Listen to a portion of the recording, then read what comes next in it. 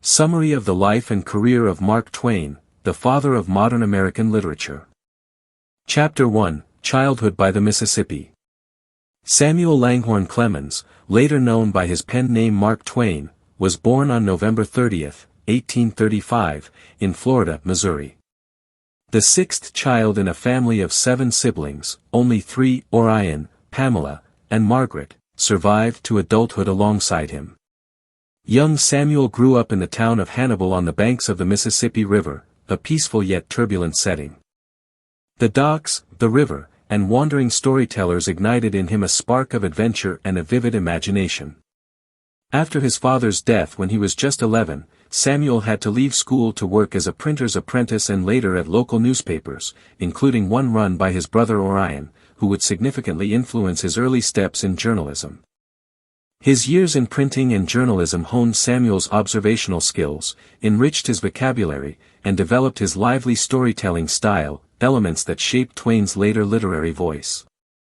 Hannibal itself became the prototype for the settings in his famous works like The Adventures of Tom Sawyer and Adventures of Huckleberry Finn. Twain's childhood also exposed him to social injustices and slavery, experiences that left a lasting mark on his humanistic and critical outlook. These observations and experiences awakened a sense of rebellion and compassion in young Samuel. His childhood was a blend of harsh realities and adventurous dreams, of childish laughter and early loss. From this, a great writer emerged, with a profound understanding of human nature and society. Chapter 2, The Path of Adventure and the Wild West. In 1857, Twain left Hannibal to become a steamboat pilot on the Mississippi River, a job he loved and which inspired his pen name, Mark Twain, a nautical term indicating safe water depth for ships. However, the outbreak of the American Civil War in 1861 ended this career.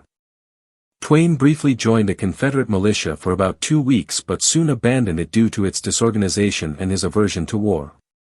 This short experience deepened his skepticism about war and organized violence. He then traveled with Orion to Nevada, where he tried his hand at mining but failed. Afterward, Twain began his journalism career at the Territorial Enterprise in Virginia City, where he first used the pen name Mark Twain. His years in the West, with its freedom, ruggedness, and eccentric characters, became fertile ground for nurturing his satirical, humorous, and colorful literary style. Twain quickly gained fame as a sharp-witted journalist with a unique style that blended humor with keen social observation. The Western environment shaped his distinctive, folksy, and free-spirited narrative voice. The characters he met there later became prototypes for his short stories and novels. A spirit of rebellion and independence took root in Twain's creative philosophy during this time. His time in the West not only exposed him to diverse cultures but also shaped his bold, free-thinking persona. Chapter 3, Glory and Timeless Works. In 1865, Twain published the short story The Celebrated Jumping Frog of Calaveras County, marking the start of his illustrious literary career. He traveled across the United States and Europe giving lectures, becoming a highly successful speaker with his witty and intelligent style, which provided a steady income and expanded his influence. His famous works followed, The Innocents Abroad, 1869, satirizing American tourists in Europe, Roughing It, 1872, recounting his adventures in the West, and The Adventures of Tom Sawyer, 1876, capturing the mischievous spirit of childhood by the Mississippi. Most notably, his masterpiece Adventures of Huckleberry Finn, 1885, hailed as the starting point of modern American literature, is both an adventure story and a profound critique of racial prejudice. This novel was praised by later writers like Hemingway as the source of all modern American literature. Twain also wrote essays and stories like The Prince and the Pauper, 1881, and A Connecticut Yankee in King Arthur's Court, 1889, reflecting his satirical perspective on society and history. He was the first to write novels in English using the vernacular of the American South, lending authenticity to his works. Twain was not only a novelist but also a sharp social commentator. Each work was a biting critique of hypocrisy, moral pretense, and societal injustice. His name became a literary icon during the golden age of American journalism and publishing. Chapter 4, family and financial shadows. In 1870, Twain married Olivia Langdon, the daughter of a wealthy, educated family.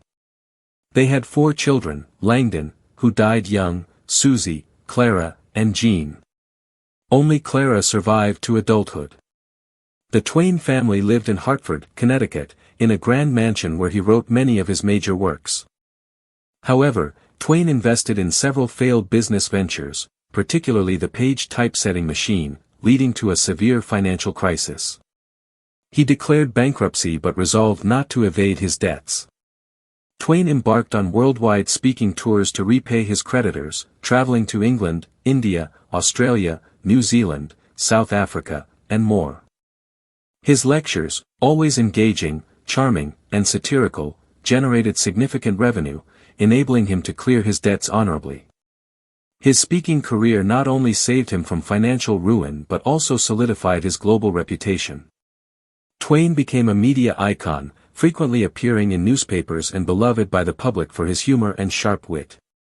These challenging years, though arduous, testified to his resilience and moral integrity. The Twain family also faced emotional trials amid prolonged economic instability. These hardships did not break him but fueled his drive to create and express deeper aspects of his literary persona. Chapter 5: Dark Years and Philosophical Writing.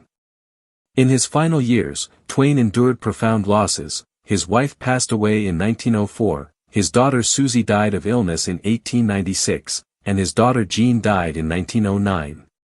His writing took on a darker tone, as seen in works like The Mysterious Stranger and Letters from the Earth, which reflect skeptical and satirical musings on religion, human nature, and existence. His tone grew bitter and philosophical, mirroring his grief and disillusionment with humanity. Twain also voiced strong political and social opinions, opposing imperialism, advocating for African American rights, women's suffrage, and condemning social injustices. He was a pioneering voice of his era, unafraid to challenge norms. His skepticism and humanism made him one of the most influential thinkers of the modern age. His later speeches and writings were deeply reflective. Twain demonstrated a profound understanding of morality and human rights. Despite his disillusionment with humanity, he retained his characteristic wit, a glimmer of light in his pessimistic outlook. During this period, he was regarded as a national sage, fearlessly speaking truths others dared not. Chapter 6: Immortal Legacy. Mark Twain died on April 21, 1910, shortly after the appearance of Halley's Comet, a striking coincidence he had predicted. He left behind over 30 literary works, hundreds of articles, speeches, and letters. His witty, accessible, humane, and socially critical writing style paved the way for American authors like Ernest Hemingway, William Faulkner, and Kurt Vonnegut. Twain is celebrated as the father of modern American literature. His image, with white hair, bushy mustache, and mischievous eyes, became an enduring cultural icon. His independent spirit, love of freedom, compassion, and ability to see through societal absurdities made him one of the world's most influential writers. Many literary and human rights organizations continue to draw inspiration from Twain's ideas. Schools, awards, and literary studies still honor his legacy. His name is etched in American literary and cultural history as an eternal voice of humor, rebellion, and humanity. His legacy remains widely read, taught, and cherished worldwide today.